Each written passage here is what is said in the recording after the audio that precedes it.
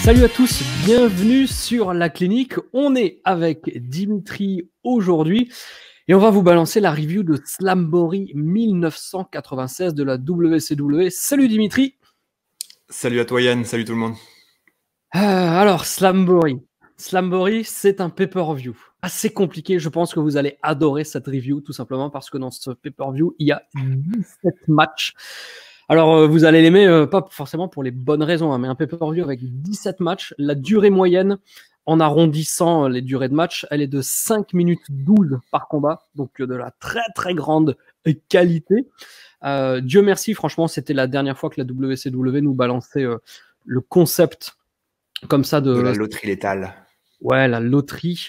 Il l'a déjà fait en octobre 93 lors du pay-per-view qui s'appelait Battle Ball, qui avait été remporté par Vader. Et donc, c'est un tournoi. Donc, on va rappeler les règles. Il y a 16 équipes qui s'affrontent dans des huitièmes de finale, quarts de finale, et à partir des demi-finales, en fait, les 4 équipes, donc les 8 mecs, s'affrontent dans une bataille royale. On va en parler un petit peu plus tard de ce qui est des règles, parce que même pour les commentateurs et la WCW, c'était même pas clair au moment où le pay-per-view avait commencé. Exactement. Donc c'est là-dessus que ça se termine. Et le vainqueur, normalement, aura un match de championnat pour le titre poids lourd de la WCW, qui sera défendu ce soir par le géant contre Sting. On rappelle aussi la ridiculerie des tirages au sort où quasiment toutes les équipes sont comme par hasard coupées en deux et chaque membre est dans une équipe qui s'affronte. Donc les Steiners sont l'un et l'autre dans une équipe, les Legion of Doom c'est pareil, il n'y a que les Public Enemy qui sont ensemble.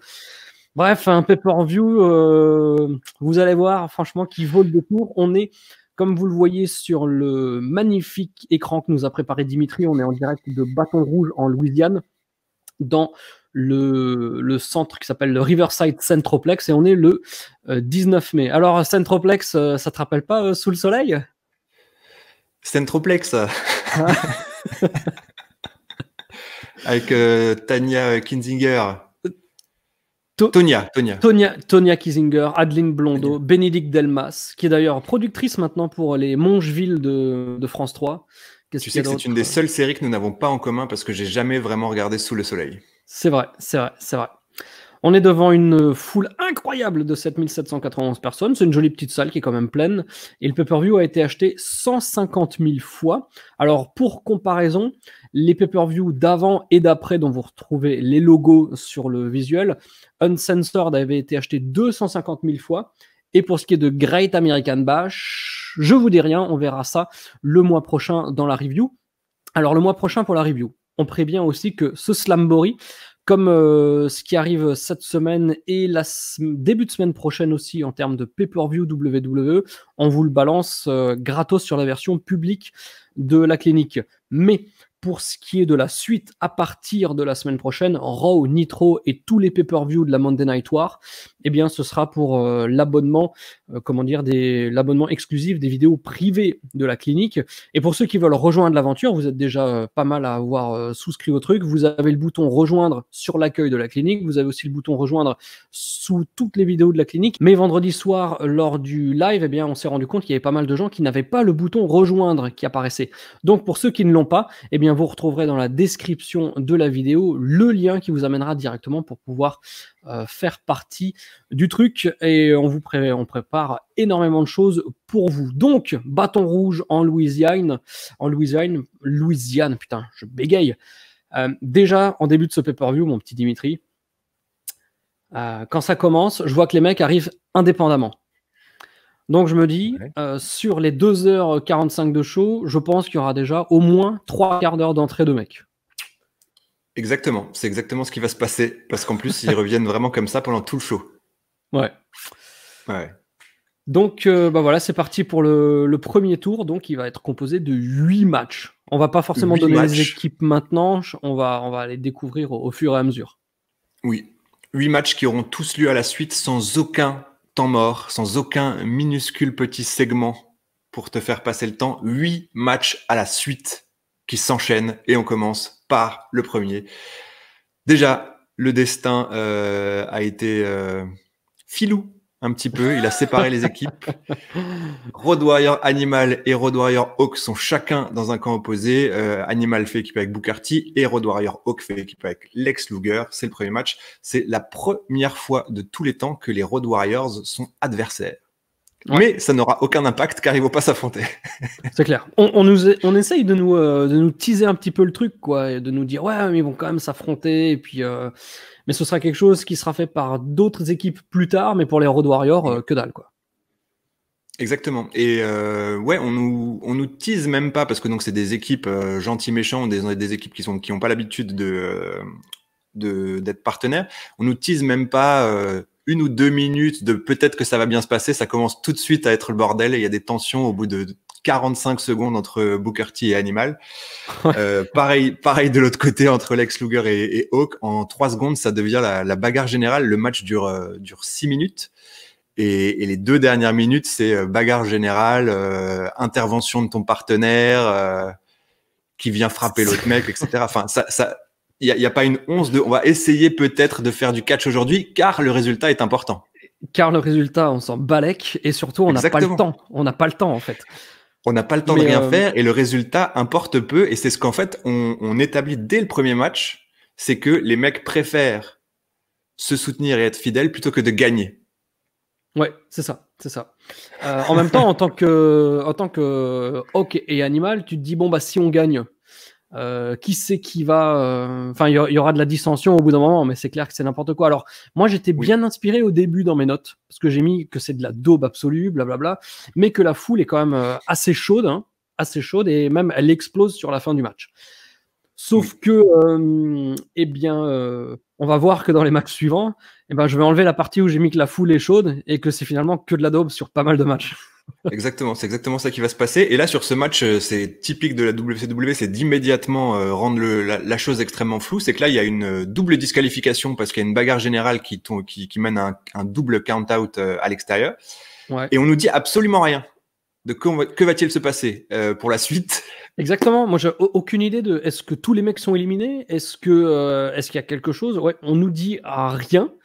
On n'a pas le temps. On n'a pas le temps parce qu'il faut aller sur le deuxième match immédiatement. Oui, Public Enemy, ils arrivent vite. Alors eux, c'est bien, ils arrivent ensemble, donc du coup, ça nous fait gagner une entrée. Ouais, c'est ça. Comme disait Joël Robuchon.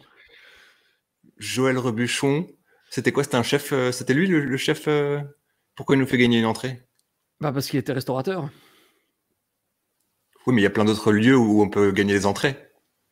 Dans les restos de manière générale. Ah, au cinéma, comme disait le Vox, tu veux dire? Oui, le pâté, oui, tout à fait. Ah putain, oui, double blague. Ah putain, je le Robuchon, le pâté. Abonnez-vous. Ah putain. Donc les Public Enemy contre le Taskmaster et Chris Benoit. Oui. Alors là, tu vois, le sort a été un peu plus clément avec les protagonistes. Hein. Public Enemy, ils ont eu de la chance. Et Chris Benoit, Taskmaster, ils ont déjà été un petit peu en contact. Il y a une petite vibe ECW 95 là, quand il y a Chris Benoit qui est dans le ring avec les Public Enemy. Ouais.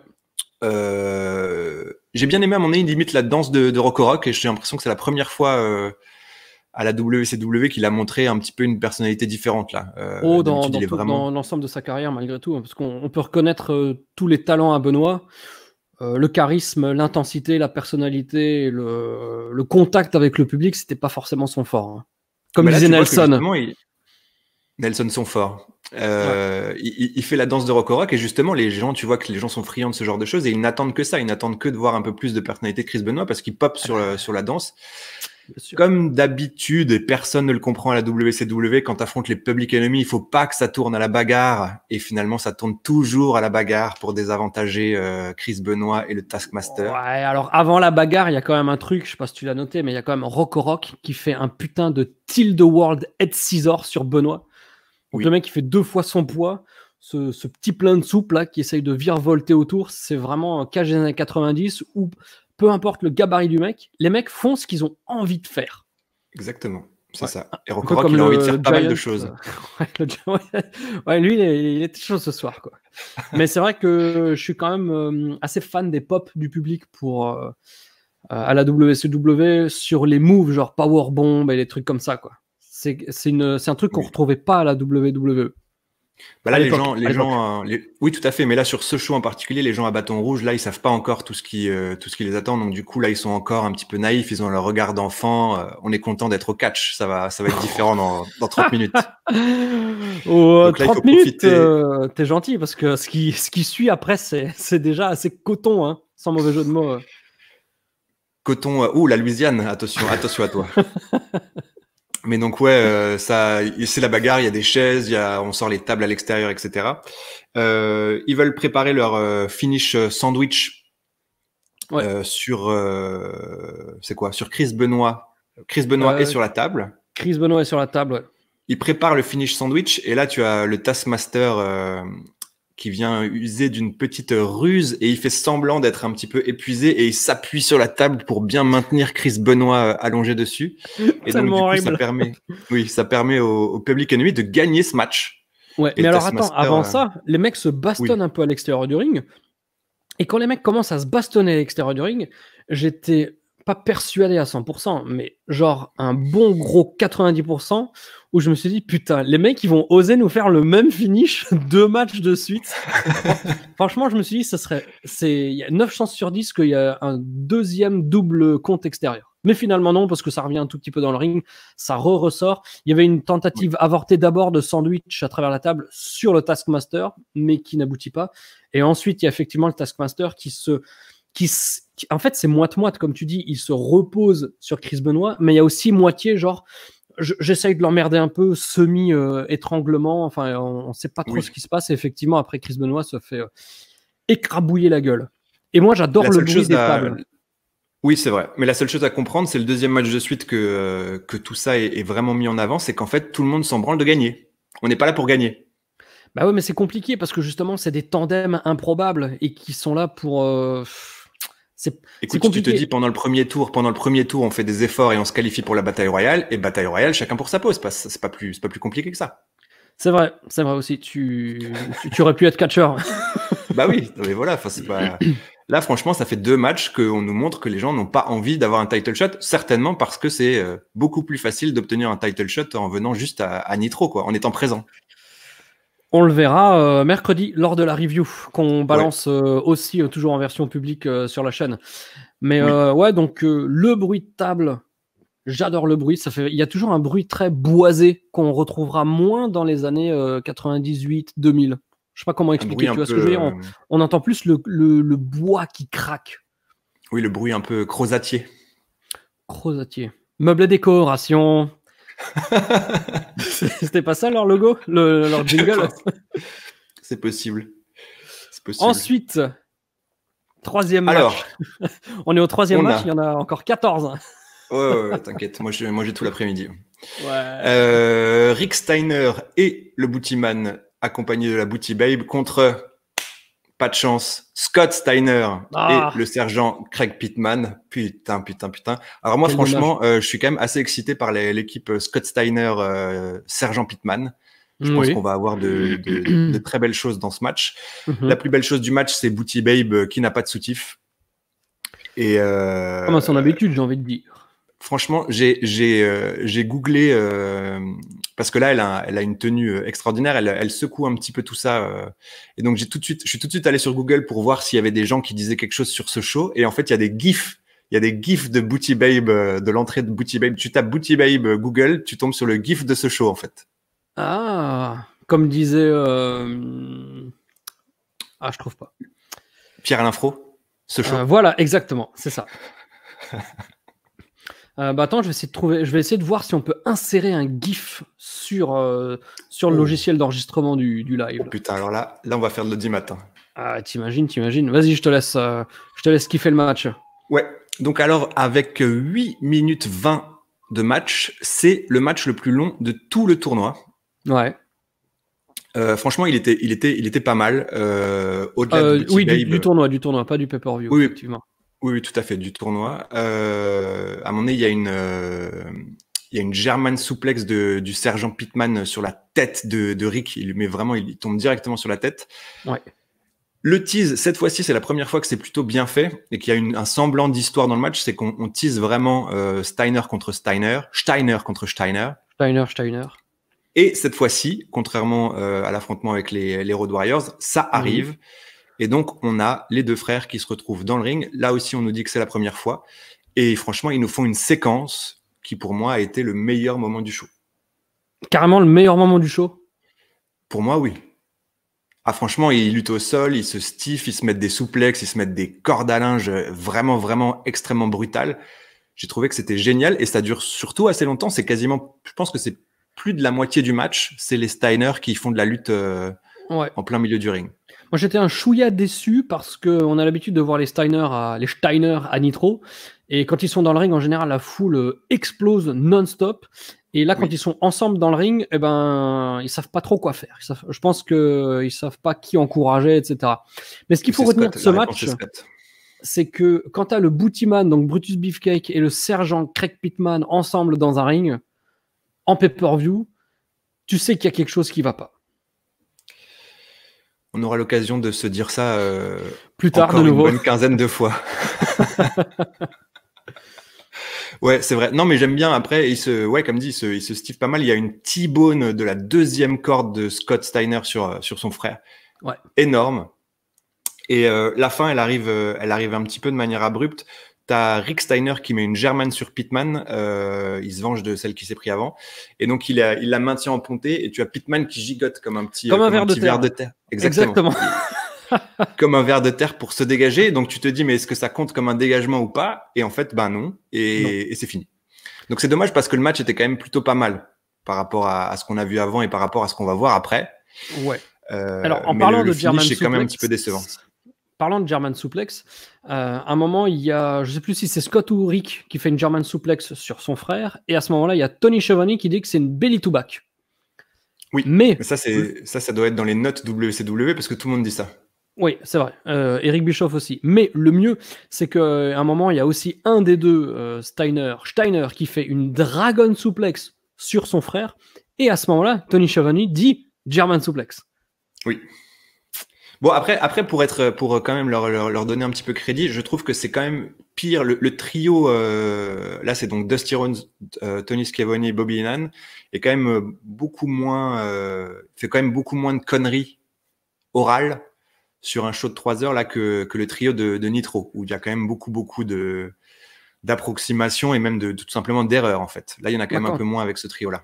Bah, c'est 3 mecs qui connaissent le catch. À Raw, il y a que Schiavone. Il y a Bischoff et Mongo McMichael qui sont là pour dire des conneries, mais qui savent pas trop de quoi ils parlent. Donc c'est un petit peu normal, j'ai envie de dire.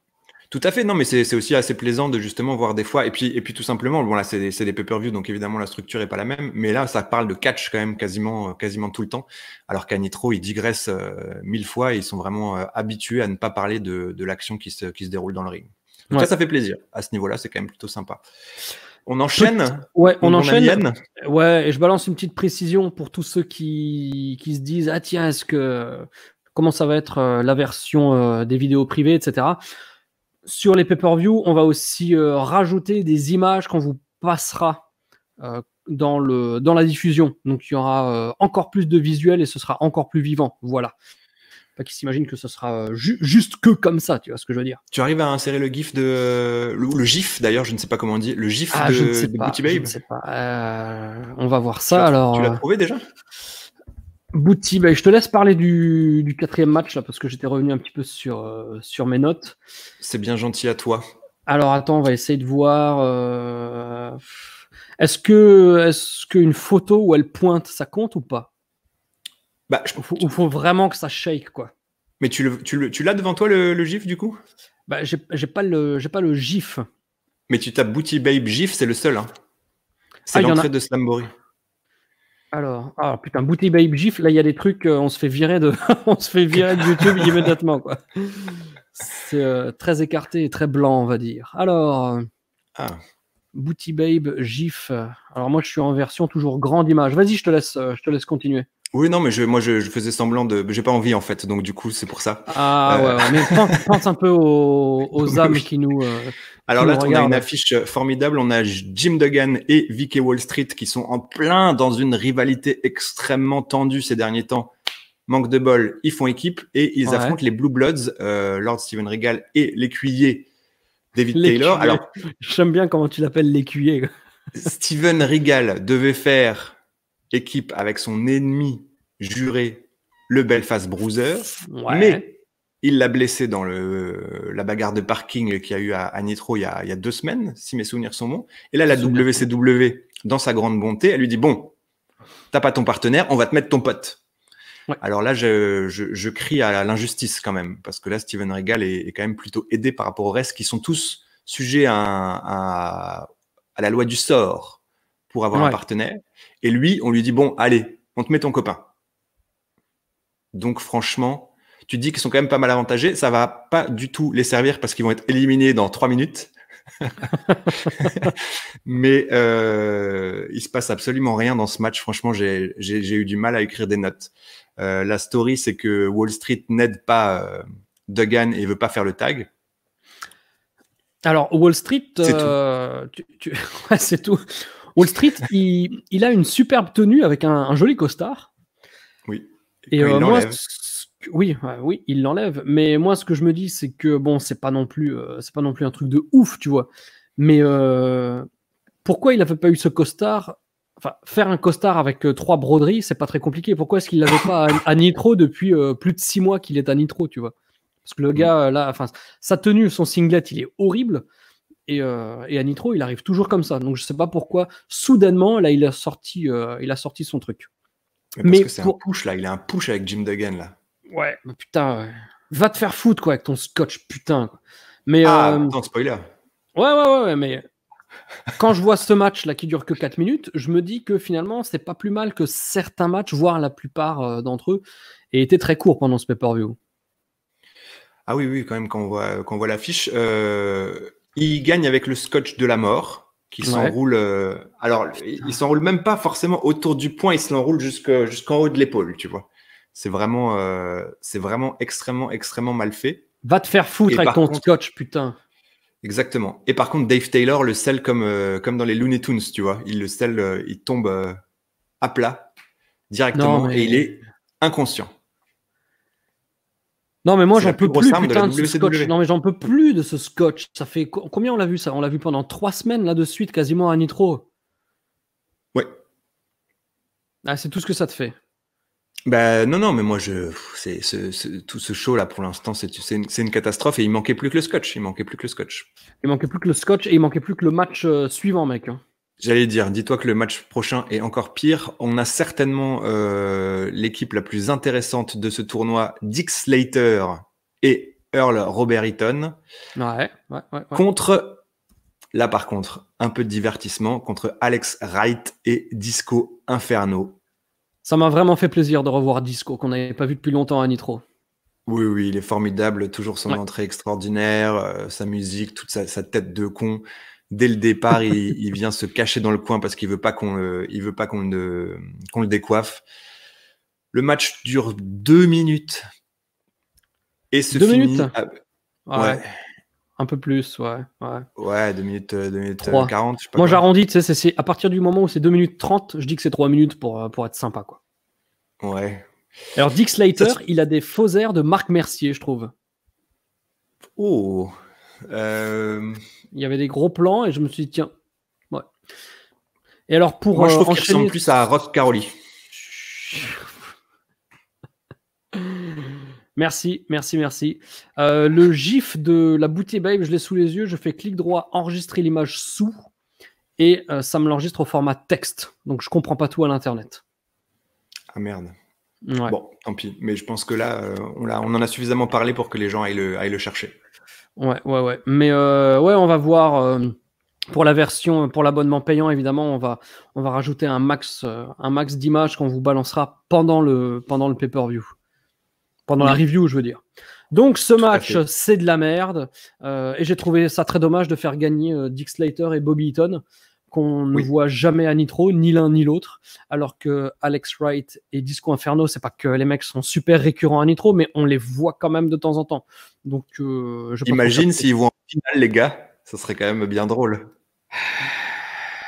Aussi drôle que... Ah non, le match d'après, il était bien, en fait. Le match d'après était bien.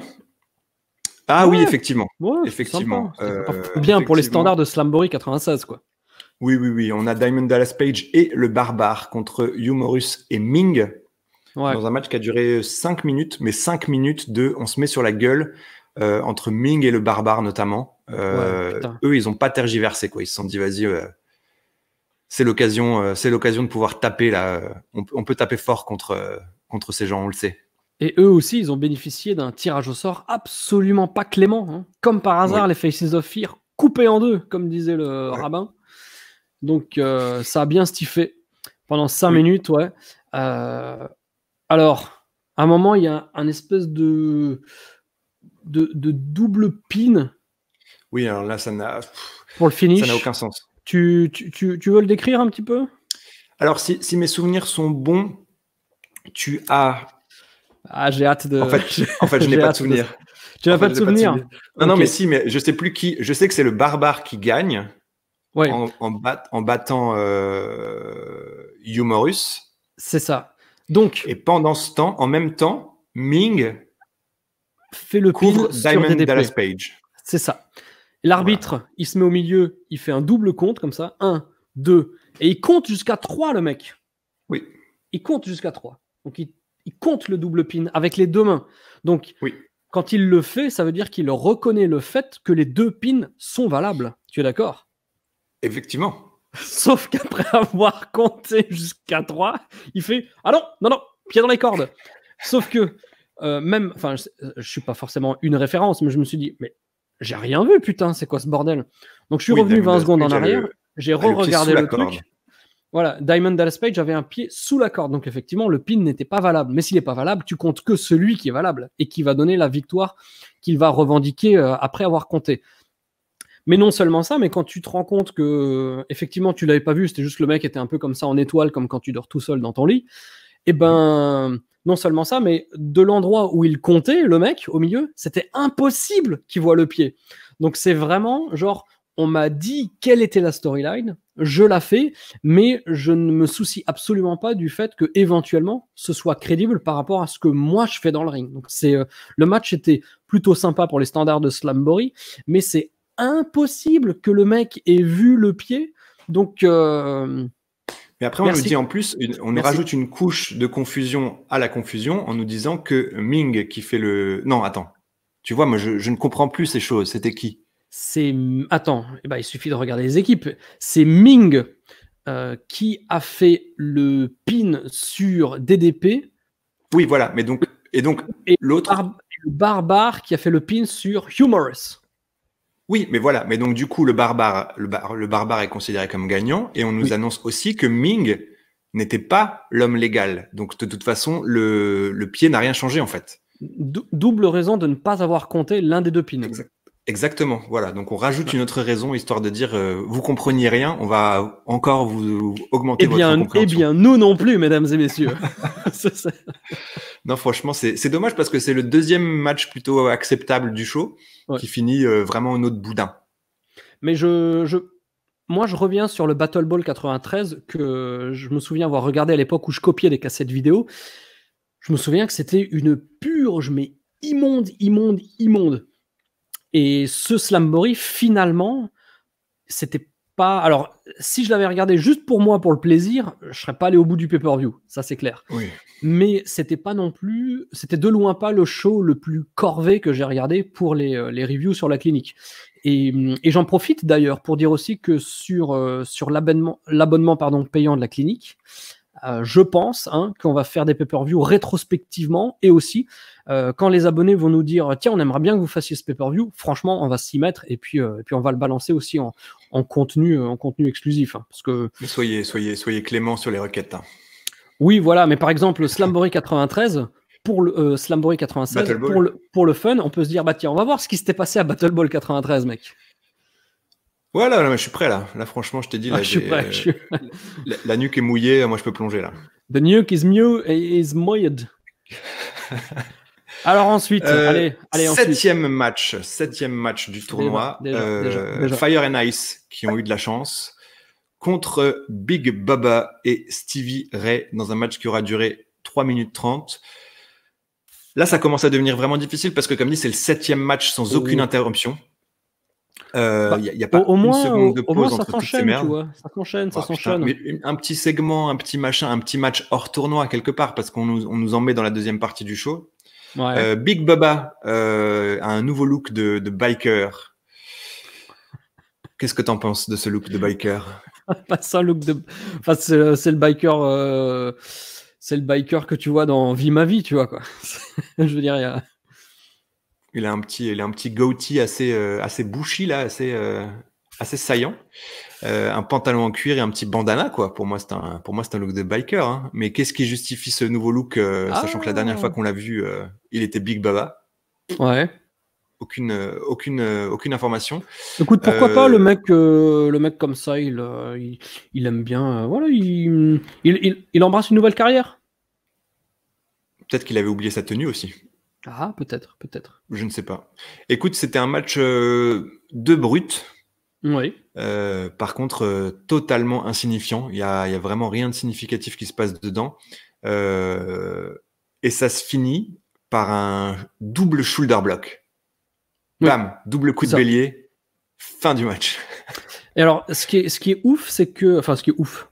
C'est pas ce qui est ouf, mais par exemple, sur la jaquette du pay-per-view, je vais voir si je peux l'insérer. Il n'y a pas du tout toute la carte. Bon, évidemment, il y a 17 matchs, mais ce que je veux dire, c'est qu'il n'y a même pas le premier tour complet, tu vois. Attends, je vais essayer de l'insérer, je vais voir ce que ça donne. Tac. Oh. Ouais. Donc, bon, on est un peu là, c'est pas bien grave, mais tu vois ce que je veux dire, quoi. Il y a seulement 4 matchs qui sont mentionnés, donc le truc, rien que eux, ils en avaient rien à foutre de la moitié de ce qu'ils nous présentaient, tu vois. Mhm. Ils ont Notamment ce réussi à bien match. communiquer cet enthousiasme. Ouais, c'est ça. Bon, on passe à l'affiche du premier tour. Le Oui. choc, le main event de ce tournoi quasiment. Le Oui, Macho là, c'était Man, clairement le main event, ouais.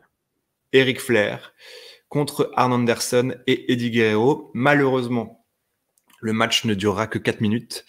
Mais ça a Sachant boosté en 4 minutes, quand même. ça a boosté pendant 4 minutes, mais bon, c'est quand même un petit peu décevant. Eddie Guerrero, moi j'adore quand il arrive avec sa veste de dresseur de lion là. J'aime beaucoup quand même, franchement. Ouais. Alors, le début du match, Attends, c'est moi j'ai une Rifiki. question. J'ai une Oui, question, Dimitri. oui, Explique-moi un truc. ouais, Macho Man est interdit de nitro, car exactement. il est fou, il doit aller chez le psy, etc. Mhm. Mais il est en pay-per-view. Ouais. Avec une opportunité pour le titre. En plus. Et puis Mhm. il n'a rien fait à Nitro qui méritait qu'il puisse participer à ce pay-per-view. Bah, je pense que c'était sa motivation et voilà, il a été vraiment, tu voyais qu'il était, sa vie était vraiment en jeu, qu'il avait besoin de rentrer à Nitro et je pense que ça a su apaiser les cœurs. Tu vois, ils se sont dit, ah, franchement, il mérite de rentrer ce dimanche quand même. Ouais, par contre, dès le lendemain, on va voir à Oui. mercredi. Par contre, On va non. voir ça Par à contre, mercredi. après non. Tu te pointes Oui, à Nitro, va te faire enculer, quoi. exactement, exactement. Ric Flair, quand il y a la musique de Ric Flair qui retentit, il n'arrive pas. On se Ouais. demande ce qui se passe. Là, tu as le Macho Man qui arrive ensuite, qui se dit, mais où est mon partenaire? Pendant ce temps-là, Ric Flair arrive et attaque le Macho Man immédiatement. Ça plaît pas du tout à Eddie Guerrero qui fait un petit peu tampon dans ce match parce qu'il arrête pas d'avoir le rôle de bon et oh, on est quand même là pour gagner. C'est le seul catcheur du show qui a vraiment un Ah, je croyais que personnage de. c'est le seul catcheur du show. Point. C'est le seul catcheur du show qui a vraiment un personnage de j'ai envie de gagner ce tournoi. Ouais. Eddie Guerrero. Parce que Ric Flair arrête pas dès qu'il a la possibilité de frapper son partenaire, il le fait. Et Mhm. Eddie Guerrero vient à chaque fois l'en empêcher en lui disant putain, mais concentre-toi, vous aurez le temps de régler vos problèmes plus tard, tu vois. C'est le seul qui est doué de bon sens dans ce show, c'est Eddie Guerrero. La foule est quand même vachement chaude pour le Macho Man. Toutes les conneries de storyline ne changent rien à ça, hein. Ça marche quand même. À la fin, qu'est-ce qui se passe?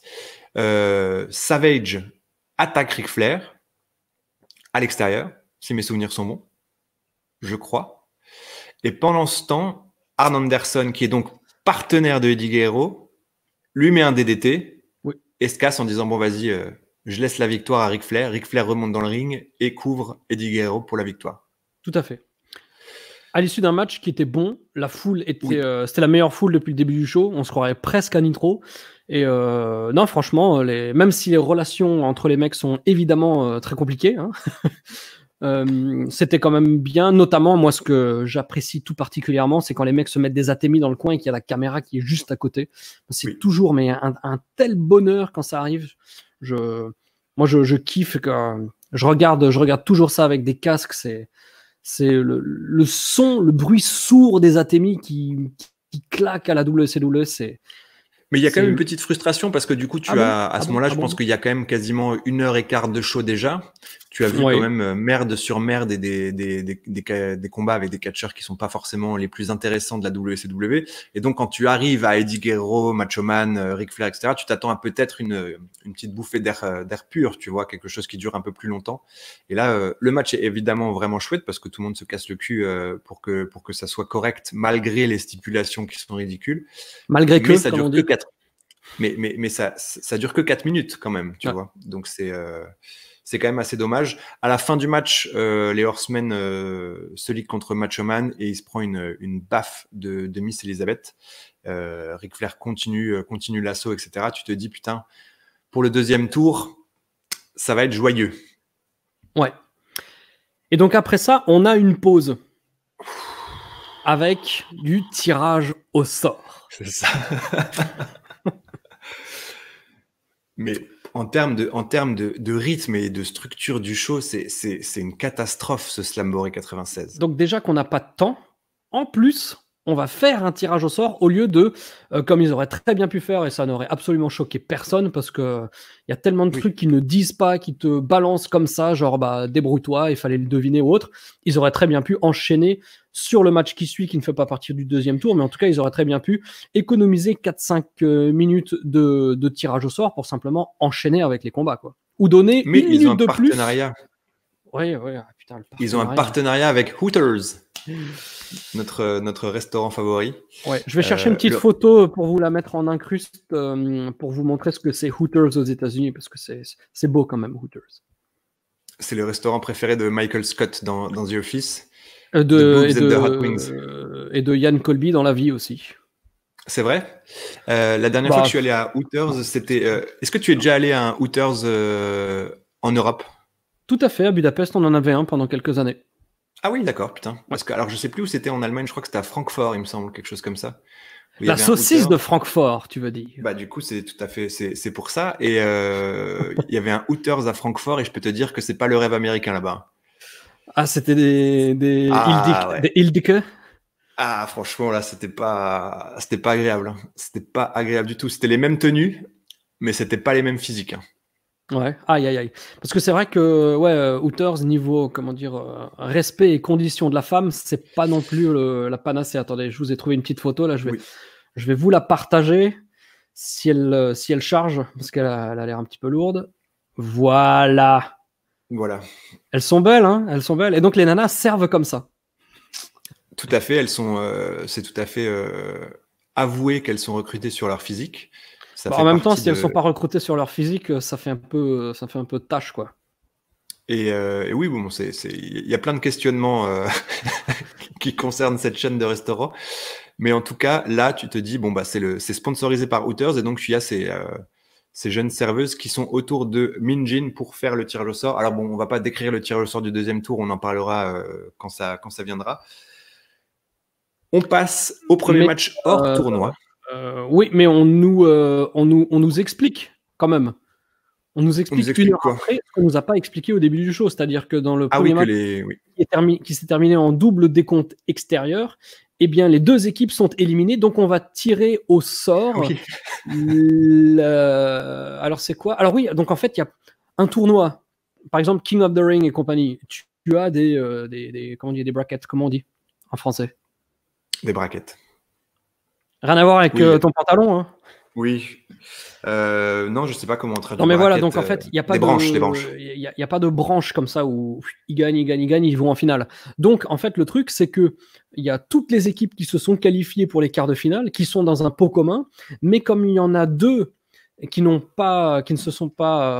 perdu, donc il manque un qualifié, ça veut dire qu'il y a une de ces équipes qualifiées qui aura le droit d'aller directement en demi-finale et donc dans la bataille royale. Donc ils vont faire un tirage au sort parmi toutes les équipes qui sont qualifiées et cette équipe, bah voilà. Et donc on nous l'explique maintenant. Et c'est, voilà. je cette sais même équipe, plus c'est Fire and Ice. C'est Fire and Ice. Alors ils ont vraiment, encore. Voilà. Voilà. Bon, Non, mais celles-là ne sont pas terribles, celles-ci. Hein. Oh, écoute, tu vas pas dire non, hein, si elle toque à ta porte. Entre ton voisin qui fait de l'aspirateur et les serveuses de Hooters, il y en a à qui tu vas dire oui, d'autres à qui tu vas dire non. Hein. Moi, les deux aux extrémités, là, je suis pas sûr de dire oui. Hein. Mais attends, si, il y a un côté un petit peu ethnique aux yeux bleus, c'est fabuleux. Non, surtout celle de gauche, là, je pense que oui, mais c'est délicat pour moi. Là. Écoute. Et oui, quoi. Donc oui, Fire and Ice, ils ont eu de la chance au tirage au sort quand même. 2 fois dans le truc. Déjà, non seulement ils font équipe, et en plus, ils ont le bye. C'est ça. Donc ils sont directement qualifiés pour le Battle Ball. Comme dit, on passe au premier match hors tournoi, qui est pour le titre Cruiserweight de la WCW entre Dean Malenko et Brad Armstrong. Alors, première nouvelle, Dean Malenko est champion. Oui. On ne le savait pas. Je suis pas sûr que... On ne savait pas, alors que Dean Malenko catch à Nitro. Tout à fait. Mais finalement, c'est pas très étonnant parce que les mecs, pendant 1h30, ils parlent de Nitro. Ils parlent pas du match. Et ils parlent de match, mais de manière totalement anecdotique. Enfin, voilà. Mais du coup, c'était Otani qui avait été sacré premier champion Cruiserweight de la WCW à Starrcade. Et là, alors de 1, on a, nous qui faisons la Monday Night War, on n'a jamais vu Otani catcher. Non, c'est vrai. Voilà, donc il n'a jamais été présent à la télé américaine. Il a perdu le titre la veille de Slamboree 96 à Saturday Night contre Dean Malenko. Et donc Dean Malenko défend son titre contre Brad Armstrong. Alors pourquoi, comment, aucune idée. Brad Armstrong n'a jamais gagné un match à Nitro, etc., etc. Pourquoi pas contre Eddie Guerrero ou Chris Benoit ou je sais pas, enfin on sait pas. C'est Dean Malenko contre Brad Armstrong et alors là franchement c'est gênant tellement tout le monde s'en fout. Il n'y a pas un bruit et par rapport à ce qu'on a l'habitude de voir à la WCW, c'est terrible, c'est terrible. C'est à l'image de la WCW de l'époque, parce qu'en plus demain c'est un nitro d'1h30, donc en plus de pas parler du match, ils sont obligés de parler à fond. Et jusqu'à preuve du contraire, alors peut-être que j'ai oublié, mais lors du dernier Nitro qu'on a reviewé, les commentateurs, ils en parlent pas. Non.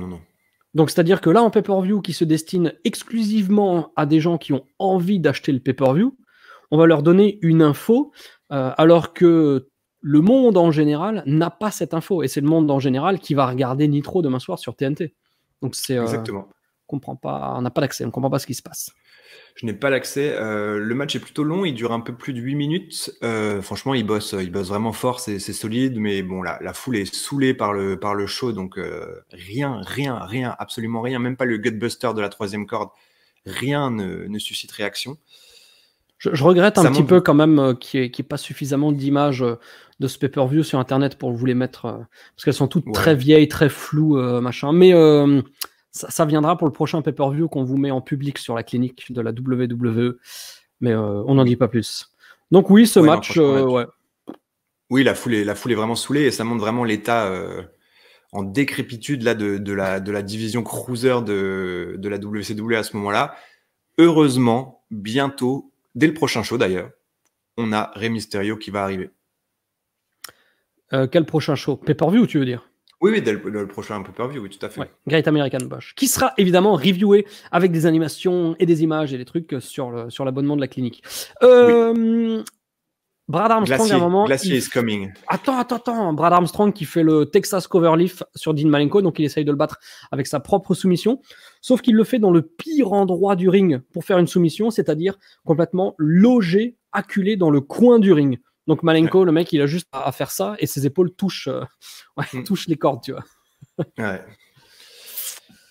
Non, franchement, bon. C'était vraiment rien de mémorable ce match. Vignette de Glacier encore, qui arrive donc toujours dans 5 mois. Ouais. On a à nouveau, Yann, une séquence de tirage au sort. Alors là, j'ai envie de dire ta sœur, quoi. Parce que Min-Jin Auckland, je l'aime beaucoup, mais donc le mec il a toutes les comment ça s'appelle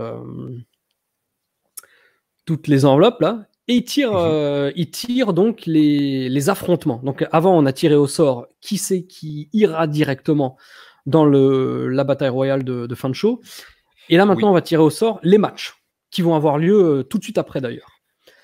Donc la première enveloppe que le mec il tire, il fait oh my goodness, Public Enemy. Et genre, il est surpris de quoi? Que les Public Enemy soient qualifiés ou que les Public Enemy existent ou autre. Et ce qui est ouf, c'est que après, il tire, je sais plus quelle enveloppe. Bah attends, on va regarder. Il tire qui? Il tire Flair et Macho. Et là, il fait Macho Man et Ric Flair. Alors que, à la limite, tu tires Public Enemy, bon, bah, c'est tout à fait normal. Les mecs sont en équipe dans la vie, ils sont en équipe pendant ce pay-per-view, ils se sont qualifiés, c'est normal qu'ils soient tirés au sort. Mais éventuellement, après, tu peux dire oh my goodness pour Macho Man et Ric Flair. Mais enfin voilà, c'est. Simulation d'entrain ridicule. Et là, le Min-Jin, il pète complètement les plombs avec les meufs de Hooters qui sont à côté de lui. Parce qu'il il les interview, alors c'est tellement malaisant aussi, il les interview et puis les nanas disent quoi, oui alors ce soir qu'est-ce qu'on va faire, on va manger des hot wings ou je sais pas quoi, enfin elles font la pub de Hooters, genre les gonzesses après le pay-per-view à 23h elles vont manger du poulet frit, tu vois. Bah ouais, ça se maintient des physiques comme ça, hein. Mais le mieux, c'est une fois qu'il a recueilli le planning des nanas d'après-show, Min-Jin qui fait « Oh là là, j'ai vraiment hâte que ce show se termine, quoi !» Et je peux te dire que même si moi, je mangeais pas de poulet frit, je peux te dire que moi aussi, j'avais hâte que le pay-per-view se termine, putain. Bah là, moi, à ce niveau-là, je t'avoue que moi, j'ai fait une pause parce que j'en pouvais plus là. Franchement, je suis allé me faire une tisane là parce que j'avais besoin de réconfort. J'avoue que, en plus, tu me l'avais écrit. Au bout de 10 matchs, tu m'avais dit. Oui. Non, franchement, c'est vraiment compliqué. Ouais. Première demi-finale. C'est quand même du bonheur. Mais en tout cas, oui, sachant qu'on va le reviewer pour vous, c'est du bonheur. Ah oui, bien sûr.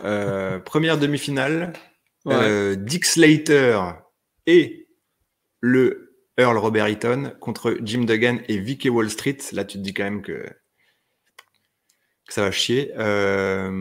Pour rentabiliser sa veste, Vicky Wall Street a pris le soin de se ressaper et de revenir en costard. Oui. Ah bah écoute, c'est une façon de se présenter au public qui est importante, hein. Ils tissent quand même une petite alliance pendant 3 secondes où tu te dis, allez, Wall Street et Duggan vont essayer de faire un effort. Ouais. Ça ne dure que 3 secondes. Wall Street frappe Duggan par accident. Alors ça, c'est ma note, mais alors, je t'avoue que je me rappelle plus ce qui se passe. Comment il le frappe par accident? Tu veux, je vais te dire un truc. Je vais te dire qu'on s'en balèque complètement. Ouais. Parce que ce qu'il faut comprendre, c'est qu'on est en pay-per-view et que tu as Vicky Wall Street, Jim Duggan, Dick Slater et Bobby Eaton. Bobby Eaton, on rappelle quand même immense talent, bien sûr, des années 80. Hein. On lui reproche absolument rien par rapport à cette époque de 1996. Mais en 96, c'est plus le Bobby Eaton, quoi. C'est pas le vrai Bobby Eaton. Mais donc là, ça veut dire qu'il y aura 2 de ces mecs qui vont aller en finale. Quel que soit le résultat, tu vois. Ah ouais, non, mais c'est une grosse affiche de demi-finale, quoi. Grosse affiche de demi-finale. Et donc 2 de ces mecs, c'est donc Dick Slater et Bobby Eaton. Comme dit, voilà, Wall Street frappe Duggan par accident, je ne sais plus comment, mais Eaton en profite pour porter un petit paquet par derrière et gagner le match. Là, on a une grosse bagarre qui éclate entre Wall Street et Duggan, et vraiment, on a hâte de voir tout ça se développer à Nitro, quoi. Là, il y a vraiment visiblement une rivalité qui est en train de se créer. On a hâte de la voir et de la voir se poursuivre pendant un petit temps à Nitro. On enchaîne avec le meilleur match de la soirée. Ouais. Oh my goodness! Public Enemy! Putain. Public Enemy, donc, contre Randy Savage et Ric Flair. Comme avant, enfin, donc c'est à l'inverse, mais maintenant, c'est Macho Man qui n'arrive pas lorsque sa musique retentit. Ouais. Ric Flair arrive, il se pavane avec Woman, avec Miss Elizabeth, et il distribue l'argent du divorce. Comme au match précédent, mais donc de manière inversée, c'est Savage qui attaque par derrière Ric Flair. Là, c'est la bagarre générale. Il y a des officiels, il y a les American Males qui arrivent. On sait absolument pas pourquoi. On sait pas pourquoi ils sont pas dans le tournoi d'ailleurs. Tu rentres dans un niveau de détail qui me surprend. Bah oui, non, mais je me suis dit les American Males, pourquoi ils n'ont pas été dans le tournoi, tu vois. Il y a Craig Pittman aussi qui arrive, c'est un bordel complet. Et là, dans la pure tradition WCW, Savage et Ric Flair sont comptés à l'extérieur alors que le match n'a pas commencé. Bah oui, pourquoi pas. Donc, victoire de Public Enemy, par qualifié forfait, presque. Par forfait, tout à fait, pour le Battle Ball. Ouais. Pas mal. On enchaîne avec... non, mais je pense que les gens ont compris. Hein. Je pense que les gens ont compris ce qui se passe là. Dernier match du tournoi. Parce que là, quand même, non, mais parce que là, du coup, c'est le moment où j'étais le plus excité du show. Je me disais, putain, c'est le dernier match de cette merde. Dernier match du tournoi, Diamond Dallas Page et le Barbare contre Rick Steiner et Booty Man. À un moment, il y a Rick Steiner. Je pense que dans sa tête, il se disait, je vais me manger une close line du Barbare. Et donc, il avait prévu de faire le tourbillon, là, tu sais, un peu comme Billy Gunn ou enfin plein de mecs. Sauf que le Barbare, il faisait pas du tout une close line, il faisait juste un coup d'épaule. Donc, il fait un coup d'épaule et le mec, il tourbillonne. Et Barbare, il regarde une demi-seconde et en fait, c'est un peu comme nous, il se dit, bon, je m'en branle, je relève le mec et puis je continue, quoi. Ouais, à mon avis, j'ai bien aimé parce que DDP revient vraiment avec un personnage encore plus heel qu'avant. Ouais. Et à un moment donné, il se fait dégager par-dessus la troisième corde et il s'en mêle un petit peu les bras et le corps dans les câbles de la caméra. Je sais pas si tu te rappelles de ce passage. Oui, mais c'est de manière générale, c'est extrêmement confus, quoi. Mais du coup, il est à l'extérieur, il s'en mêle un petit peu dans les câbles de la caméra et là, il se relève en faisant des mouvements extraordinaires, un peu comme Steve Urkel, tu vois, du genre oh là là, j'arrive pas à me défaire de ce câble en tournant dans tous les sens et en s'empêtrant encore plus, tu vois. Ouais. Et ça, j'ai trouvé ça vraiment chouette, ça m'a fait rire parce que je me suis dit ah putain, ils essayent vraiment avant spoiler pour la suite, mais ils essayent vraiment d'établir un petit peu Diamond Dallas Page comme vraiment un con pendant tout le show quand même. Tu vois des petites bribes qui sont espacées dans le show. Voilà. Sinon, le match, c'est toujours Rick Steiner qui enchaîne les suplexes, des belly to belly, tout ça, c'est toujours cool. La fin est incroyable. Dans un match, dans un tournoi piscine de chiasse, comme tu dirais, cette fin-là, elle est incroyable. Tu as le Booty Man qui couvre le Barbare. Ouais. DDP arrive par derrière, il fait une descente du coude traditionnelle pour interrompre un tombé. Et là, le Barbare se retourne et fait le tombé sur Booty Man et gagne. Ouais. Genre, ce qui a fait gagner le match, c'était l'intervention pour casser le tombé. Ça devient. J'ai rarement vu ça. Hein. Oui, non, mais on atteint un niveau de chiasse quand même qui est assez fabuleux. Et moi, j'en suis arrivé à la conclusion que les mecs s'étaient concertés un petit peu pour se dire bon, qu'est-ce qu'on va faire pendant le match du premier round. Et pour le deuxième tour, les quarts de finale, je pense que tout le monde s'est dit franchement, dites-nous juste qui doit gagner et puis on verra bien sur place. Et puis après, pour ce qui est de la Battle Royale, c'est assez facile à gérer, donc on improvisera. Mais je pense que ce deuxième tour-là, personne n'a rien préparé en fait. Ah non, mais le deuxième tour... En fait, franchement, la qualité des matchs du tournoi, elle est en chute libre plus on avance dans le show, quoi. Bah c'est ça, je pense qu'honnêtement, ils ont préparé un peu les matchs du premier tour et après, ils étaient en roue libre absolue, quoi. Et ça se voit, mais c'est tellement... Oui, non, c'est incroyable. Mais vraiment, à vérifier, mais moi, je me rappelle pas avoir vu une fin de match comme ça de ma vie, sincèrement. Genre gagner juste sur une petite intervention pour briser le tombé. Voilà, ça y est, les effets de Slamboree 96 en direct sur Ian Colby. Ah, ça se voyait que j'ai camouflé un bailliage. Oui, j'ai vu. Ah, le bâtard. Mais après, c'était mieux. Conan contre Jushin Thunder Liger pour le titre US. Le match a duré 10 minutes. Ouais. Ça, c'était bien. Et ce match était vraiment cool.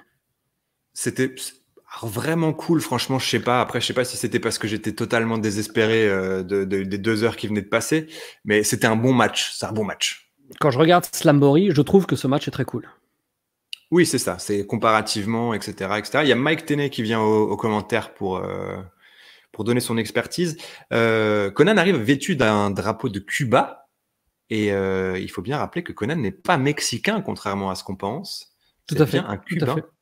Et donc là, c'est un bon moyen de nous le rappeler.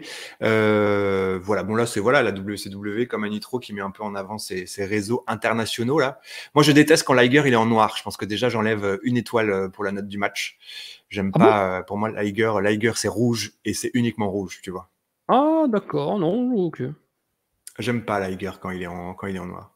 Ok. Ouais, franchement, ça bosse plutôt bien et ils ont de quoi faire en fait. On leur a laissé 10 minutes, ils ont le temps de développer quelque chose qui n'a pas été le cas de tout show. Le finish, c'est comment s'appelle le finish de Conan déjà à cette époque? C'est le Razor's Edge en powerbomb. C'est un sit down Razor's Edge, ouais, c'est ça. Ouais, c'est ça. Voilà. Franchement, c'était plaisant. Après, moi, je pense qu'au niveau de la structure du truc, ils auraient dû faire ce match-là. Il aurait dû être, par exemple, au bout de 4 matchs du premier tour ou quelque chose comme ça, tu vois. Ils auraient dû un peu plus aérer le tournoi. Mais alors, t'aurais mis quoi entre le dernier match des quarts de finale et la Battle Royale qui arrive très bientôt? J'aurais mis Booty Babe, la Booty Babe qui vient, qui fait des allers-retours dans l'allée. Exactement. Voilà. C'est ça que j'aurais fait. Ah. Ou alors tu fais... Oh, dis donc, ton son, il était sympa là quand tu t'es rapproché du micro. Ah, moi je me suis un petit peu... Mon tabouret a dû glisser vers l'arrière. Ah bah non, c'était vraiment bien. Oui, non, mais il a dû glisser vers l'arrière pendant l'émission, donc je m'éloigne sans le savoir. Ah, je vois ce que tu veux dire. Donc après alors, ce qui était bien aussi dans ce match, c'était qu'il y avait pas mal de near falls. Et ça, on l'a pas souvent. Enfin, il y en a eu 2-3 comme ça et c'était vraiment bien. Oui, sur la fin, ça devient pas mal. Franchement, j'avoue, c'est vrai. Ouais. Donc là, à ce moment-là, j'ai complètement oublié le main event, Sting contre le Giant, parce qu'on ne nous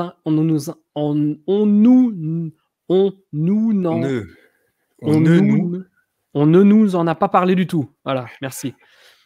Depuis le début du show, le match est complètement oublié. Complètement oublié. Et même si on s'en remet à la jaquette du show, hop là, bah c'est pas ça. Parce que Sting, apparemment, il affronte Ric Flair ce soir, tu vois. Ouais. Donc, mais on n'a jamais entendu parler de ce match. Et là, je me suis dit, putain, il reste 40 minutes de show et il n'y a plus que la Battle Royale. Et non. Mais en fait, non. Tu vois, je me suis vite ravisé, mais ça, je l'ai compris après la Battle Royale. Là, on a le segment de Ric Flair, promo de Ric Flair avec Mean Gene. Oui. Il déguise à peine le fait qu'ils vont coucher tous ensemble après le show. Donc, Ric Flair, Arn Anderson, Woman et Miss Elizabeth, c'est à peu près dit clairement qu'après le show, ça va baiser à l'hôtel de Bâton Rouge. Quand tu dis Bâton Rouge, tu parles duquel? Bâton Rouge duquel? Bah oui, le Bâton Rouge. Tu parles de la ville ou du sgeg de Ric Flair? Ah, le sgeg de Ric Flair, putain, moi, tu vois, quand tu me dis Bâton Rouge, je pense à Sangoku dans Dragon Ball Z, tu vois, moi. Ah oui, non. Je suis innocent. J'ai pas innocent, moi. J'ai pas la référence, désolé. Tu vois pas le petit bâton de Sangoku? Si, mais je ne sais plus qui s'appelait, comment dirais-je, Bâton Rouge. Non, mais il est rouge. Il est rouge, c'est surtout ça. Oui, d'accord, mais je n'ai pas forcément la ref, comme on dit. D'accord. Oui, donc du coup, il y a Mongo qui arrive et... Bam! Ce soir... Oh putain. Debra avait une certaine classe quand même, une petite prestance, hein, que Miss Elizabeth n'a pas, par exemple, sur cette photo. Oui, mais ça, c'est pas Debra sur la photo, tu rigoles? Si, c'est Debra. Non. Bien sûr que si. Non. Mais si, c'est Debra. Oh putain, si c'est Debra. Putain, elle a changé la meuf. Hein. Elle a un port de tête de qualité. Un port de tête, tiens, c'est très marrant. L'autre jour, on regardait Reine de Shopping avec Oana, et elle me demande ce que c'est un port de tête. Et j'ai regardé sur Google pour voir ce que c'était le port de tête. Je pensais que c'était un accessoire, moi. Et en fait, non, c'est la... Ouais, un truc comme ça, mais en fait, non, c'est juste comment tu te places dans les photos, quoi. Enfin, comment tu te tiens, on va dire. Oui, tout à fait. Là, tu vois que là, Debra a l'air d'être un mannequin professionnel à côté de deux... Non, Woman est un petit peu espiègle, comme ça, on la connaît comme ça, et Elisabeth a l'air catastrophique. Miss Elizabeth a un peu les ch'tibs là, de ce qui va lui arriver, et Nancy a juste envie de te faire des choses un petit peu salaces. D'ailleurs, petit conseil pour les photos, justement. Ça se voit pas sur les photos, mais pour être bien en photo, les photographes conseillent toujours de un petit peu avancer le cou comme ça. Ça se voit pas en photo, mais ça te rend belle tout en donnant l'impression que tu es bien droite et bien... avec un beau port de tête, comme tu dis. tu vois. Ouais. Donc oui, démarre l'angle qui mènera au Great American Bash, où donc Mongo arrive, et là tout de suite Ric Flair, il lui dit ouais, si jamais avec Arn Anderson on te casse la gueule, trouve un de tes potes et on fait un match à 4. Et là Mongo il fait, je savais que t'allais me dire ça. Du coup j'ai ramené un de mes potes direct. Et donc il amène son copain Kevin Green, linebacker des Panthers de la Caroline à ce moment-là. Il venait d'être au Super Bowl avec les Steelers de Pittsburgh. Il a changé d'équipe pendant l'été. Pendant l'été, après la saison. C'est une grosse star du football américain. Il est là et il a une petite couette derrière. Tu sais, il a son petit, une queue de rat, tu veux dire? Une queue de rat, comme Palacio, le joueur de foot. Putain, Palacio, comme Roberto Baggio plutôt. Comme Roberto Baggio ou Rodrigo Palacio, joueur argentin de Boca Juniors. Okay. Et voilà, donc ça y est, c'est signé, c'est officiel. Ils vont s'affronter à Great American Bash. On aura les légendes de la NFL contre les légendes du catch. Du catch, ouais. Et maintenant, c'est l'heure tant attendue de la finale, mec. La finale du tournoi pour sacrer le Lord of the Ring. Et quelle finale de merde quand même. Il faut quand même le signaler. On a donc Diamond Dallas Page, Dick Slater, Earl Robert Eaton, Ice Train, Johnny Grunge, Rocco Rock, Scott Norton et le Barbare. Qui va gagner, putain? Qui va gagner? C'est vraiment un match de merde, quoi. Une bataille royale à 8, déjà, franchement, c'est terrible. Il se passe rien. Il se passe absolument rien. Et là, on rentre dans la WCW. Si ce n'est la fausse élimination de Diamond Dallas Page en début de match. C'est-à-dire que le seul truc qui se passe bien, c'est au tout début. Et après, il se passe rien pendant 10 minutes. Oui.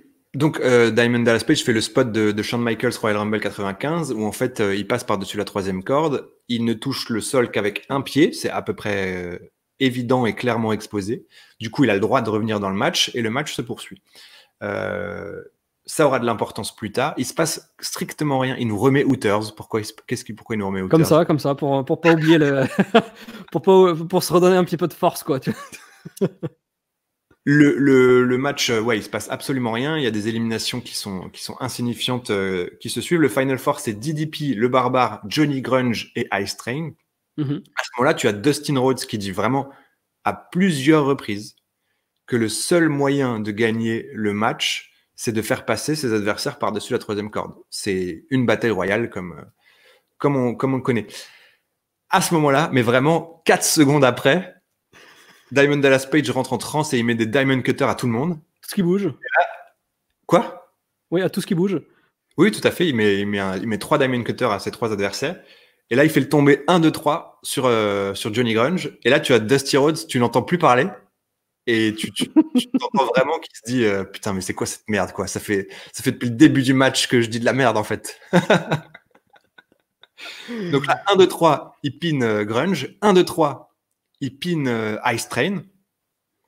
Hooters. Ouais, j'ai entendu le mot pin. Ah, voilà, oui. Et franchement, mais Dusty Rhodes, mais comme il a les nerfs, quoi. Il a vraiment trop les nerfs. Il dit plus rien du match parce qu'il se dit putain, mais on m'a donné des consignes et il doit avoir des notes ou je sais pas quoi. Et en fait, il dit que de la merde. Ouais. Non, c'est fabuleux, quoi. Il y a au moins 3 ou 4 fois qu'on gagne pas par tomber. Et là, bam, double victoire par tomber. Et quelques instants avant, il y a quand même, je sais pas si tu l'as noté sur tes petites notes, mais il y a le tombstone le plus assassin de tous les temps. Alors ça, c'est après, parce que du coup, c'est après. C'est dans le final. J'ai noté dans mes notes quand même qu'il faut rendre à César ce qui appartient à César, c'est que le final entre le Barbare et Diamond Dallas Page, j'étais un petit peu conquis. Et franchement, le Barbare, en 2 semaines, c'est devenu mon catcheur préféré de la WCW. Mais malgré ça, la foule dort. Mais genre, dort, quoi. Mais c'est normal, putain. Toi, t'en as marre quand t'es à WrestleMania, alors imagine le chaland. Putain, c'est vrai. Le chaland, là, qui se dit, putain, c'est Slamboree 96, quoi. Ouais. Bon, vas-y, parle-nous de cette tombstone. Ouais, putain, mais il lui met un tombstone, mais direct sur la tête. Moi, j'ai hurlé. Seul hurlement du show. Seule réaction concrète du show. J'ai vraiment hurlé sur le tombstone. Il est vraiment gigantesque. Diamond Dallas Page kick out. Il y a aussi une grosse powerbomb avec un bon gros coup du lapin. Le Barbare est quand même vraiment brutal. J'aime beaucoup. C'est pas pour rien que c'est un barbare, mec. Hein. Tout à fait. Non, mais j'aime beaucoup son style de catch. Et puis là, c'est vrai que vu que le show est vraiment pas très intéressant, là, de voir des gros impacts et des moves hyper dangereux, ça m'a un petit peu réveillé. Qu'est-ce qui se passe? Diving headbutt du barbare, esquivé par Diamond Dallas Page qui se relève et qui Diamond Cutter son adversaire pour la victoire. Donc c'est quand même une grosse surprise au début du tournoi. Je pense que personne n'avait prévu la victoire de Diamond Dallas Page. Et pendant le show, comme dit, on a établi Diamond Dallas Page comme un heel qui commençait à naître pour les prochains mois. Et surtout, je pense que c'est le gros début du Diamond Cutter comme un finish dont on ne se relève pas. C'est ça. C'est ça. Voilà, là c'est vraiment un gros move.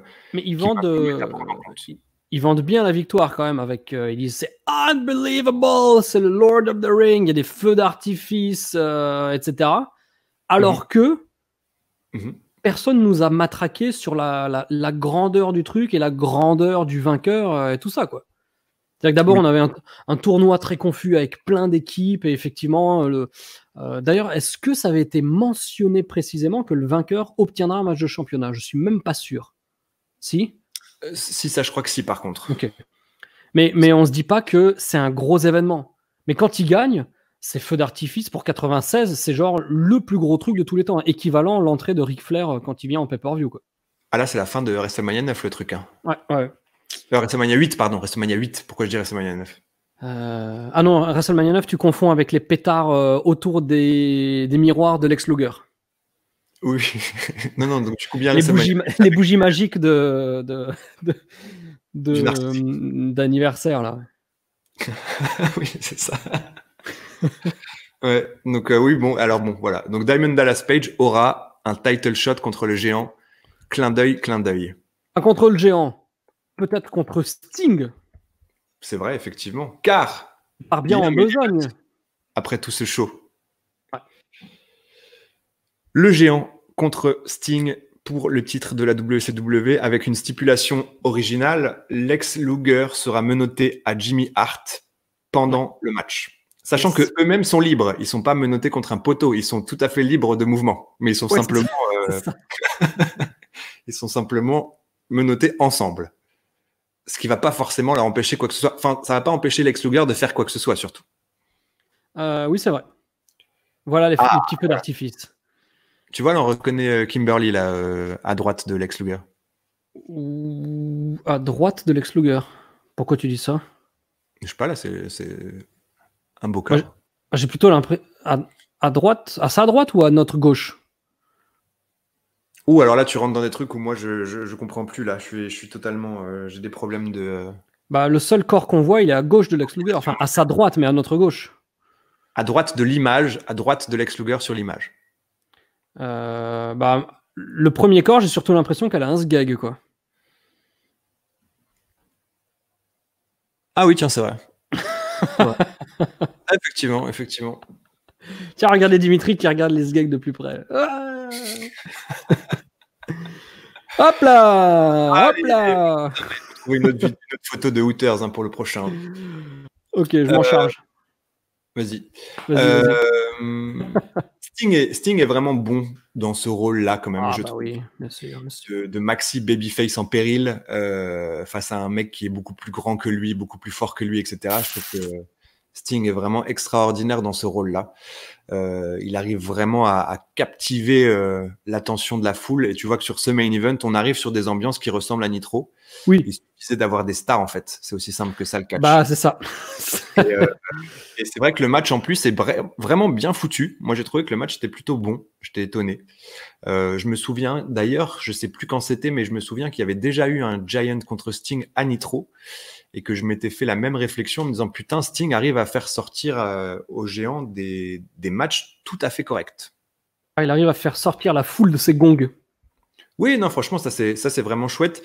À un moment donné, il y a un petit clin d'œil plutôt bien vu où le géant veut faire exactement ce qu'il avait fait Lex Luger à Nitro 6 jours avant, en voulant mettre un chokeslam à travers la table qui sert de buffet à Ric Flair ces derniers temps à l'extérieur du ring. Et donc là, du coup, tu as Lex Luger qui fout Jimmy Hart sur la table pour protéger pour protéger Sting, pour pas que le géant porte le chokeslam. Ça Ouais. marche, du coup, il ne le porte pas. Pendant le match, tu as Lex Luger qui aide quand même pas mal Sting. Donc, ça confirme un petit peu la tendance qu'on avait dans les derniers Nitro, c'est que ça va un peu mieux entre Lex Luger et Sting ces derniers temps. Un petit peu mieux. Un petit peu mieux. À mon nez, putain, le géant met un drop kick, quoi. Quand même assez impressionnant. Ouais, mais bon, alors, Luger et Sting qui vont un petit peu mieux, oui. Mais bon, hein, on nous a préparé des petites surprises aussi. Pour Des la fin petites du surprises. match. Ah Par oui, rapport à Luger. Ah oui, non, mais là, je parlais. Ah, voilà. Là, c'est Hauteur, plus. c'est plus asiatique, on va dire. Oui, légèrement plus asiatique. Je préfère, tu vois, personnellement. Ah, d'accord, très bien. Non, toi, non? Tu préférais celle d'avant? Je ne sais pas. Ça dépend de la facilité avec laquelle on a à parler avec, tu vois. Engager une conversation, etc. Toi, c'est la sociabilité qui prime. Avant tout, si elle n'arrive pas à me titiller un petit peu l'esprit, je ne peux pas trop être attiré, tu vois. C'est ça mon problème. Oui, non, mais je suis tout à fait d'accord avec toi. C'est juste que là, on parle de meufs de Hooters en photo. Donc, je pense que le critère est plutôt physique. Non? Oui, tout à fait. Mais malgré le physique, j'ai besoin d'une interaction pour me dire Non, mais allez, on va au charbon, quoi. Moi aussi, comme Pierre Bachelet. Alors, Pierre Bachelet, charbon, les corons, c'est ça? Voilà, c'est ça. Ok, très bien. Qu'est-ce qui se passe? Oui, donc du coup, Sting porte difficilement. Alors, il y a toute la séquence qui est vraiment chouette et qui marche à chaque fois où il tease vraiment le fait que le géant va tomber. Il est un petit peu ébranlé comme ça. Il met un genou au sol, etc. Tout ça, ça marche vraiment avec la foule. Sting est vraiment bon là-dedans. À la fin, il arrive à porter difficilement, mais il porte quand même. Oh! J'ai Non. entendu ébranler. Ah, voilà. Non, je suis toujours pas fan là. La meuf de gauche ressemble un peu à Inès de Koh-Lanta de cette année, mais que tu regardes pas, je pense. Non, je regarde pas. Dernier Koh-Lanta que j'ai regardé, c'était avec Mohamed. Oh, Mohamed, c'était 2010, je crois. Poser cette machette, Mohamed, c'était le dernier truc que j'ai vu, je crois. Mais moi, je sais pas. Ça manque de Moundir, tu vois, ça manque de vrais personnages charismatiques dans ces émissions. Ouais, mais ouais, bon, ok. Chacun voit midi à sa porte, mais on n'est pas obligé d'avoir la même horloge. Ah. Exactement. Non, mais j'ai l'impression que ça devient, que c'est moins basé, mais que ça devient plus réel entre guillemets, que c'est moins basé sur des personnages et que c'est. Avant, je trouve que c'était vraiment de la vraie télé-réalité Koh-Lanta, tu vois. Maintenant, c'est plus devenu un jeu, je trouve. C'est plus de l'aventure, ouais. Oui, Oui, c'est vrai, d'une certaine manière. C'est vrai. Oui, donc Scorpion Deathlock de Sting. Pendant ce temps. Alors moi, ce que j'ai pas aimé pendant la domination du géant, c'est qu'il trichait. Oui, alors comme s'il avait besoin de tricher, le géant, quand même. Exactement. Oui. Voilà. Tu sens venir le schmilblick quand Lex Luger et Jimmy Hart commencent à se chamailler pour la possession du mégaphone. Mais quelle horreur, ce truc. Évidemment, ils vont se chamailler très proche de Sting.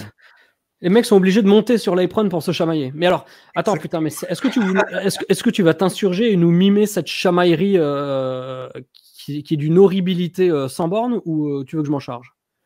Bah vas-y, tu peux t'en charger si tu le souhaites. Non, vas-y, commence. Non, mais ça m'avait rappelé le segment avant WrestleMania 31 où tu avais Roman Reigns et Brock Lesnar qui s'étaient chamaillés avec la ceinture, tu sais, genre c'est ma ceinture, non, c'est ma ceinture. Ah, Dieu merci, je m'en souviens pas. Tu te souviens pas de ça? C'était ridicule. Non. Comment ça s'appelle? Donc, le mégaphone. Je vais prendre mon téléphone. Donc, tu as Jimmy, comment il s'appelle? Jimmy Hart et Lex Luger qui sont menottés, qui sont sur le bord du ring. Ils sont sur le coin. Tu as déjà parlé de Jimmy Hart qui tombe du coin ou pas? Non, je crois pas. Parce qu'il y a un moment, il y a Jimmy Hart qui est sur le coin et il tombe, mais c'est pas Luger qui le tire. Donc il y a Sting qui fait son Stinger Splash, mais qui le loupe, on va dire. Parce que Jimmy Hart dégage. Mais ça, au ralenti, on voit que Lex Luger n'y est pour rien. Donc à la limite, ça passe. Donc, tu as Lex Luger ici, tu as Jimmy Hart ici, au bord du ring. Ils sont tous les deux en train de faire Ah non, non. Enfin, vraiment, ça bouge pas, il se passe rien. Et quand c'est le moment du spot et qu'il faut taper Sting, les mecs font genre et ils tapent avec le mégaphone à 2 mètres en avant alors qu'ils étaient complètement statiques, immobiles depuis quelques secondes. Et d'une ridiculerie sans limite. Là, on est en pleine noyade de la piscine de Cheers, quoi. Ah oui, là on est dans du botchamania complet, on est dans un truc qui est terrible. Visuellement, c'est une catastrophe. Ouais. Et encore une fois, et c'est le symptôme principal de ce show, c'est que quand c'est bien, ça se finit vraiment en eau de boudin. Oui. Parce que là, pareil, le main event est plutôt cool et ça aurait pas été choquant qu'il y ait un finish clean. Oui, complètement. Et il aurait très bien pu battre Sting avec un chokeslam. Sting n'en aurait pas. Ah oui, ça lui aurait pas porté préjudice, tu vois. Il se serait bien battu. Ouais, tout à fait. Il avait déjà fait suffisamment dans le match pour ne pas sortir perdant de cet affrontement. Et donc, du coup, la finish ridicule, coup de mégaphone. Et le géant chokeslam pour En plus, il y a aucune force avec ce truc-là. Ils sont là et c'est genre... ils sont bras tendus.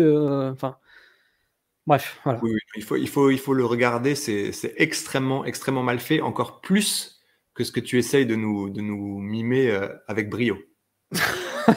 Non, il faut le voir pour le croire. Ouais, donc franchement, c'est vraiment ridicule. Ouais, complètement. Et c'est la fin de ce pay-per-view Slamboree 1996. Et oui. Donc, je sais pas combien de gens... allez, ceux qui ont regardé la review jusqu'à maintenant, ayez le courage de mettre un commentaire pour dire j'ai regardé jusqu'au bout. Parce que j'aimerais voir, entre le nombre de vues, combien de gens sont allés jusqu'au bout, tu vois. Combien de gens sont suffisamment courageux pour faire ça. C'était franchement... Effectivement, comme tu l'as dit, j'ai vu ce truc quand c'était terminé. Franchement, je t'avoue que j'étais content. Je me suis dit, putain, plus de catch pendant au moins 24 heures. Mais après, je me suis dit, putain, on va quand même bien se marrer en enregistrant cette merde. Oui, tout à fait. Mais pour la conclusion du pay-per-view, je pense qu'il n'y a rien à dire parce que je pense honnêtement qu'on a tout dit ce qu'il y avait à dire.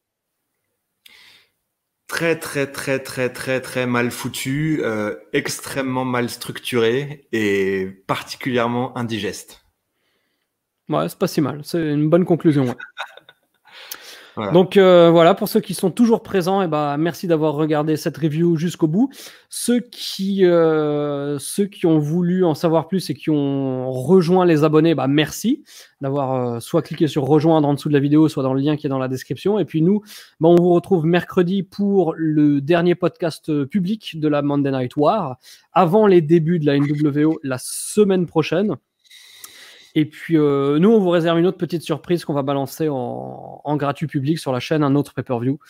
Et voilà, j'espère que vous avez bien kiffé. C'était vraiment cool de faire cette review avec toi, Dimitri. J'ai hâte de reviewer Great American Bash pour le plus grand bonheur de ceux qui le verront. Et puis voilà, quoi, j'ai envie de dire. Hein.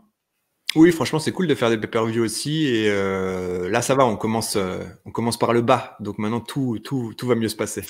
Oui, franchement, oui. Donc voilà, on va arrêter la vidéo là-dessus. Merci à tous d'avoir regardé jusqu'au bout. On vous embrasse, gardez la passion, regardez du catch 24 heures sur 24 et puis on se donne rendez-vous très bientôt.